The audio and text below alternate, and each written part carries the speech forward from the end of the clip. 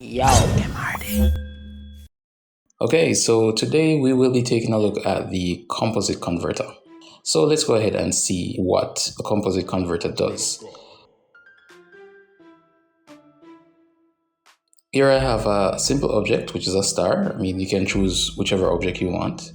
And I'm going to click on the origin point here so that I can see it being highlighted in the properties. And I'm going to right click, convert, and click on composite.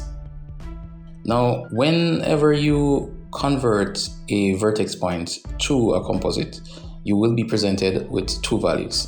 That is the X and Y. So if I open up the subparameters here, we see that we have X and Y.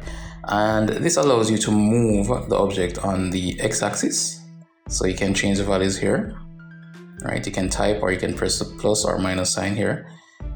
And we see it move on the x-axis, and also we can move it on the y-axis.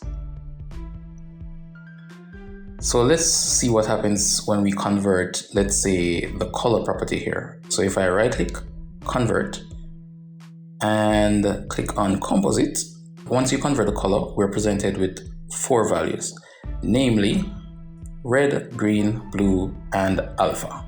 Okay, so it splits it up into four different values. Of course, alpha will alter the opacity of the object here, and blue, green, red allows you to change the color just using each of these colors.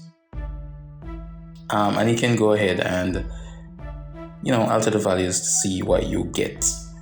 Also, something I should point out, whichever one of the properties here that cannot use a particular converter, once you right click and click on convert, you won't see the converter being highlighted in the list. For example, if I go to opacity here, right click on convert, if you search through the list, you will notice that the composite converter is nowhere to be found.